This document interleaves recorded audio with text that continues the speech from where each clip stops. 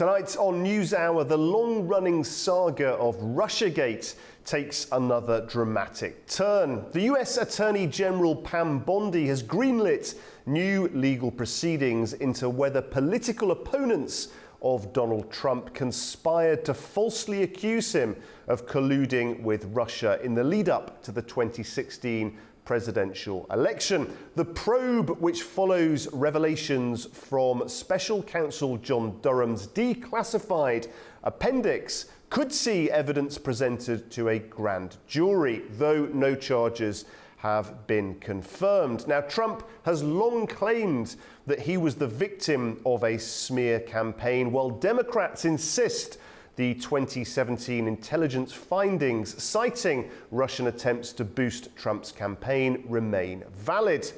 Amid revived allegations involving former Obama officials and intelligence figures like Brennan and Comey, America finds itself once again consumed by competing claims of treason, cover-ups, and politicized justice. We'll hear from our Washington correspondent with the latest developments, then dive deeper with Professor of Politics Scott Lucas joining us from Wicklow in Ireland to assess the political, legal and global ramifications of this renewed pursuit of justice or revenge. First, let's go to Washington, D.C. to get the very latest from our correspondent there, Tony Waterman. Tony, good to see you. How is this reopening then of legal proceedings over the 2016 election fallout being viewed politically and publicly in Washington today? Well, Guy, President Trump's critics have long warned that his second term in office would be defined by retribution, that he would use the office to go after his political foes. And they say this is the prime example of that playing out. The Trump administration has been laying the groundwork for this investigation for weeks now. The director of national intelligence, Tulsi Gabbard, last month declassified documents related to Russia's election interference, showing what she claims is a treasonous conspiracy by Obama officials to undermine Trump's 2016 victory and sow doubt among the American public. This runs counter to multiple federal investigations, including by the intelligence community, which all concluded that Russia did in fact interfere in the 2016 elections, posting disinformation on social media, hacking into the computers of people involved with the campaigns, and also using bot farms to promote Donald Trump. But the assessments also concluded that there was no evidence that this interference influenced the outcome of the 2016 election, nor was there evidence that Trump's team colluded with the Russians. President Obama has not responded to this latest escalation, but last month, his office took this very unusual step of responding to President Trump's treason allegations, calling them bizarre, ridiculous, and a weak attempt at distraction, a distraction perhaps from the ongoing controversy around the Jeffrey Epstein scandal.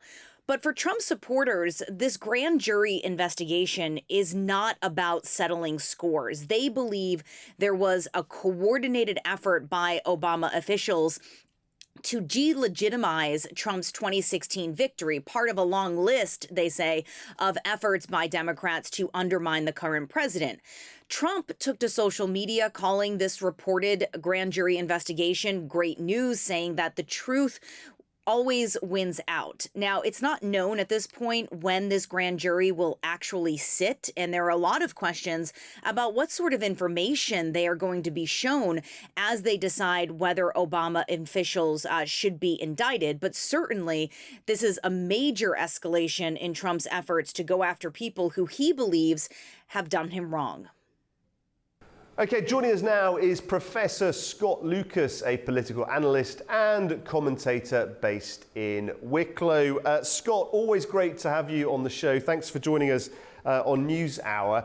Now, Russiagate, this just seemingly won't go away. What does it say to you about America's inability to move past its political history? Well, I think it's important to establish the facts of what is happening here, both in 2016 and in 2025. The first of these facts is that Russia did intervene in 2016 on behalf of the Trump campaign. The Trump campaign knew about this intervention and they welcomed it. In other words, they cooperated with it. Why do we know this? Well, there's significant bodies of evidence that were amassed in the Mueller report in 2019, in the Senate Intelligence Committee multi-volume report of 2020, a committee that was chaired by the current Secretary of State, Marco Rubio, when he was a senator from Florida. We have that evidence in multiple national and international outlets who have carried out investigations of the evidence. So this is the established fact. Now, your question is, why is it still supposedly a scandal? Well, that brings us to the second issue, which is that ever since 2017, Donald Trump and his camp have not wanted these facts to stand. Indeed, Donald Trump, had he not been president, would have been tried for obstruction of justice in trying to bury the Trump-Russia links. So instead, for 8 years, they've run this hoax that somehow all of these facts were manufactured by Barack Obama and Hillary Clinton to try to stage a coup against Trump. Now, this is blatantly false, but why is it here in 2025? Because the woman you're showing on screen, Pam Bondi, is not an attorney general leading an independent justice department. She's a political appointee, a former Florida attorney general, who has been put in charge of a justice department that is being used now to protect Trump and to attack his foes. So what do? She, and indeed the Director of National Intelligence, Tulsi Gabbard, whip up the fiction that they supposedly have evidence of these treasonous activities by Obama and Clinton. Now, I can go through the supposed evidence, but I'll break it down for you, and that is, to date, they've produced only one document that could possibly support that case, and indeed, that document was ripped out of context. It's a September 2016 document, an intelligence document, and it doesn't actually say what they claims. In other words, in summary, we have a mountain of evidence that Donald Trump did collaborate with Russia. We have no evidence that this evidence was a hoax or was made up, but Donald Trump doesn't want that to stand as either the historical record or the political record in 2025. Scott, is there any way out of this kind of polarizing effect that's taken place? One side says that something is a hoax. The other side says that the very questioning of that something is a hoax. One side says that their opponents are politicizing legal institutions and misusing public office. The other side says, no, that's what the other side is doing. Is there any hope, any possibility that we might find a way to get out of this increasing polarization? Well, politically, of course, the polarization will continue because Donald Trump will not stop with these claims while he's president. He has bent the government to serve those claims, just as he has bent the government to try to deny that he attempted to overturn the election in 2020. And of course, there will be those who quite rightly will say, this is what Trump is doing. So yes, there will be this division, but how do we get beyond this polarization if we're sensible people, whether we're journalists, activists, or just a person who wants to understand? We start with those facts that I talked about. We don't take up political positions to say this must be the case or that mustn't be the case. We work from what the evidence tells us. Unfortunately, in the world of social media, which quite often doesn't start from the facts, but starts from shouting and division, we don't get to that point. So I guess I'd like the media to focus a lot more on what we do know about Trump-Russia and stop focusing so much on the white noise and the spectacle that Trump tries to create to divide people and to cover that up. And in terms of that audience, that reaction to partisan or polarized media, do you get a sense, Professor, that there's any change, any response from audiences where they're getting a bit sick and tired of it, where they're actually not responding perhaps as those that put up the dramatic messages would hope? I think by and large, and it's just my impression, I wouldn't say this is factually established, that most Americans now would put up their hands and say, look, whether or not Trump supported Russia in 2016, that's almost a decade ago. But that, I think, misses the point of the wider point of why this is significant in 2025. And that is because this attempt to bury the truth, to bury the facts, is not just to protect Trump over what he did with Russia, it's also a diversion from what may be important to more Americans in 2025, which is the Epstein files. Because the Epstein files may get Trump into political trouble, indeed they already have with his own supporters, because he will not release them, this is a distraction. Go look at Barack Obama, go look at Hillary Clinton, go look at the Democrats, don't look at me. So that's why I think in this very perverse way it has significance, not actually about what did happen with Russia in 2016, what Donald Trump thought of Vladimir Putin in the years after that, but Donald Trump's connections with other people, notably Mr. Epstein, and whether that will be a political liability for the weeks and months to come. And finally, Professor, this, as you say there are many that believe this is purely a distraction. There are those that argue that keeping this Russiagate story alive favors Republicans, those that believe it favors Democrats. Moving away from this, how do you expect this story to develop? What actual outcomes do you expect to occur over the next 6 to 12 months as a result of this situation?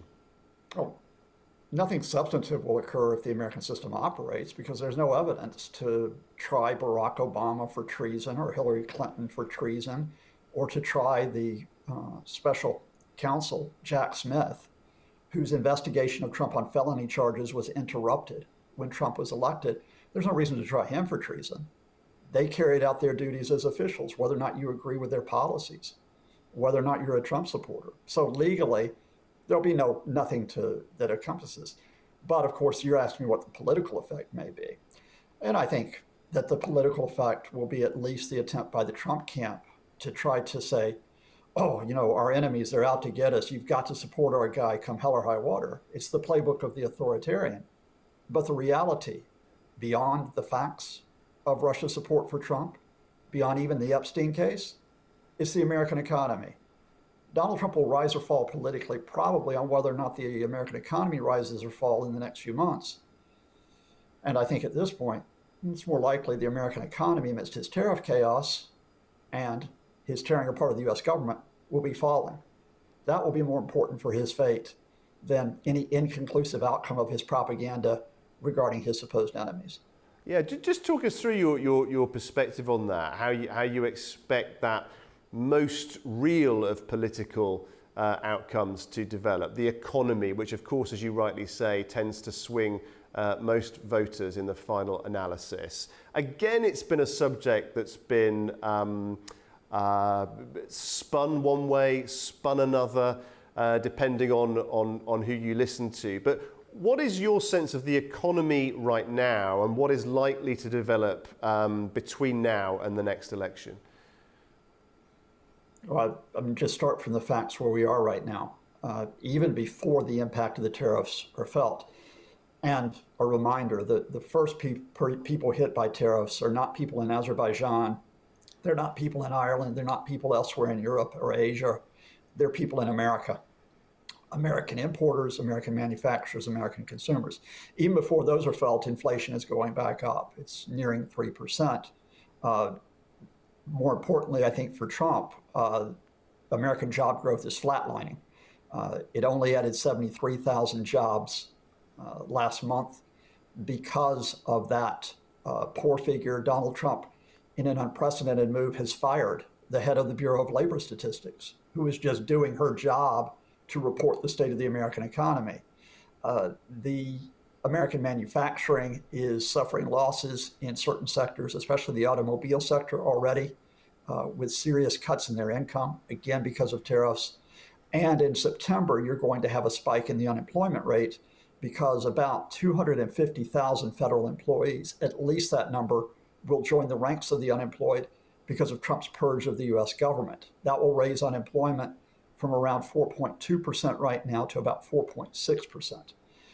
In other words, there's no prospect at this point of positive numbers in the US economy. Instead, you've got disruption and chaos because the tariffs will cause inflation. And when you have a rise in inflation, it makes it more difficult to cut interest rates.